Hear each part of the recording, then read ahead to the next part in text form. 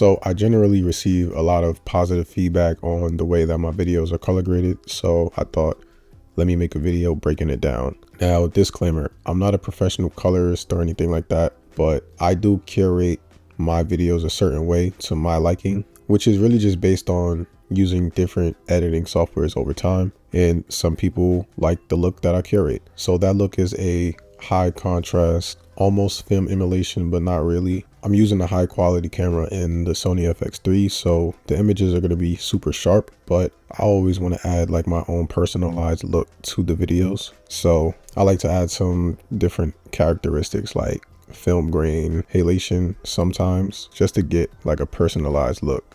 So before I get into the color grading, I'm going to break down the gear that I use to shoot.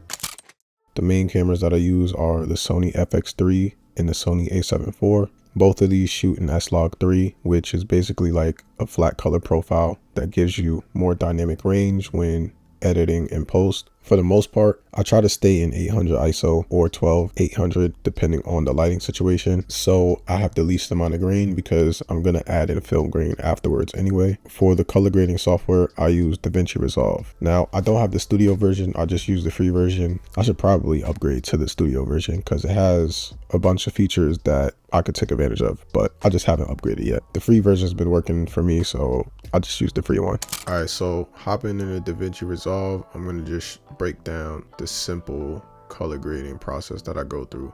So usually when I start editing a video, I would color grade everything first, or at least go through the clips on DaVinci initially to see which clips I want to use and to see how they would look color graded before I even cut them up in like create a video.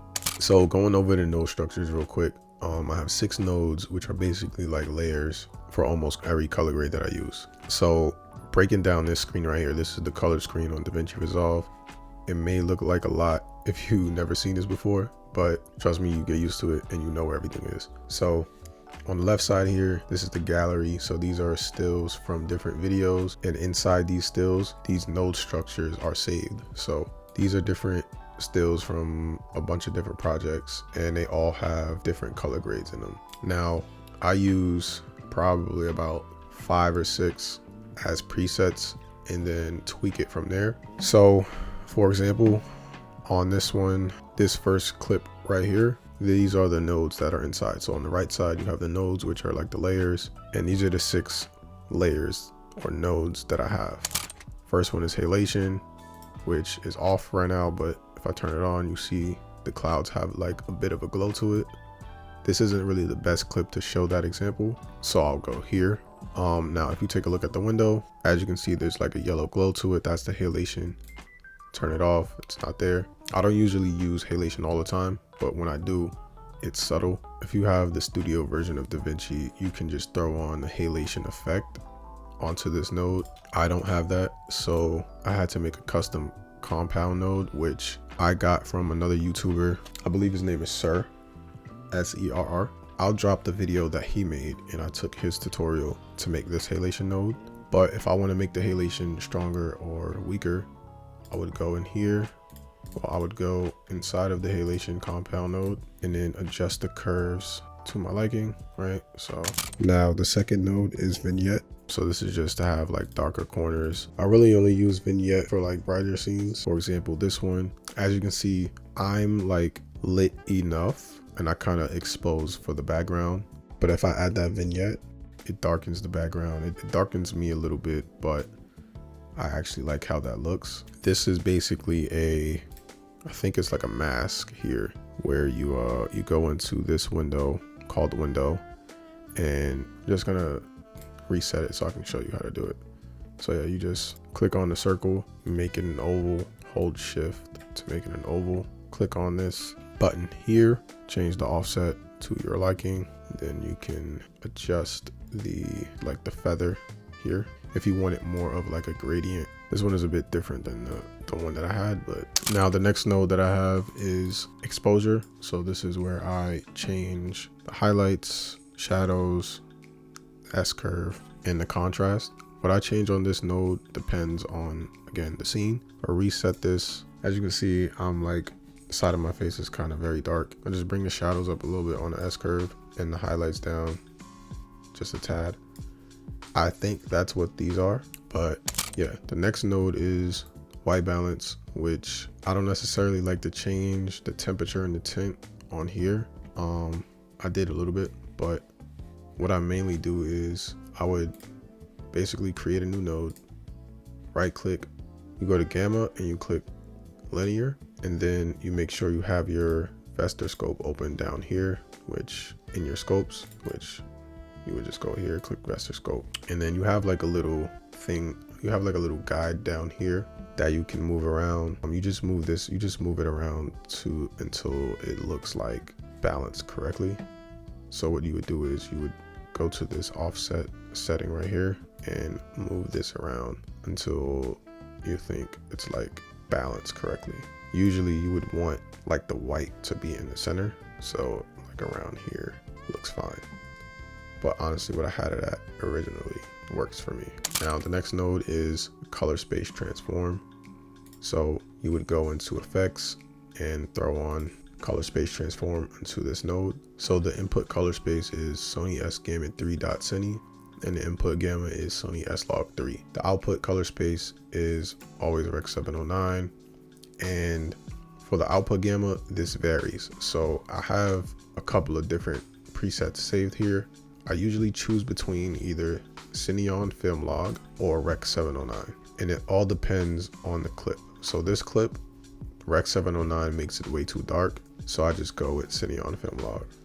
But other clips look better with Rec 709. If I go to this clip, for example, on this color space transform, I have Rec 709A as the output gamma instead of Cineon because it produces a different look. This wasn't the look that I wanted to go for. This is. So it all depends on the clip.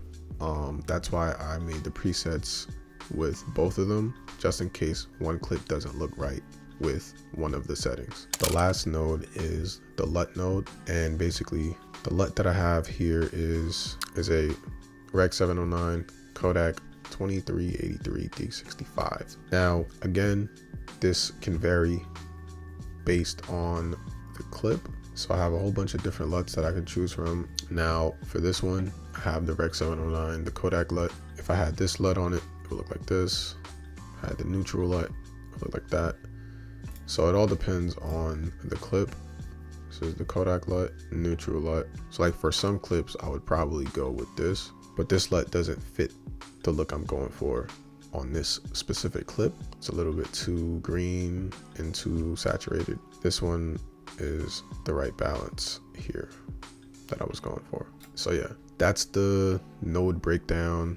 Now the final step would be adding film grain. This is optional depending on the clip. So for example, on this, I just throw a film grain video on top, add color burn, and turn the opacity down.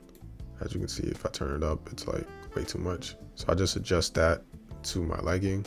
And then what I do after that is select the clip and the grain on top, create a compound clip. Now this is one clip. And the reason I do this is because when you go to export, I export individual clips. And if it isn't a compound clip, the grain is on top on the timeline. Or if I don't create a compound clip, it will export the grain as a separate video by itself. So a little bit complicated, but to avoid that, I should probably just get, again, the studio version of Resolve because it has, you guessed it, film grain, which, yeah.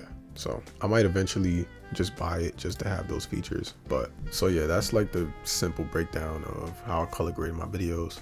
So yeah, I knocked this out first before I start editing because I want to see what my videos look like. And yeah, I just like sort through my clips that way and color grade at the same time. So most people would like edit and cut up first and then color grade after, but I just been doing this for the longest time. And that's just how I do it. So yeah, just wanted to break that down because a lot of people were like, yo, do a tutorial, yo, your colors look sick.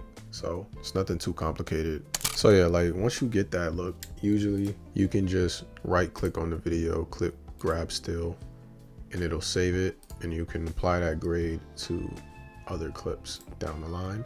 Also, it just saves a video still for you to use. So like these stills, I kind of capture stills from different videos to like post later on. So yeah, and then you could just export these as photos if you want to use them and post them. That's usually what I do. Grab some video stills from a project that I'm color grading and post it on like my stories. So appreciate y'all for tuning in. Hope you got some value from this video, and I'll catch y'all in the next one. Peace.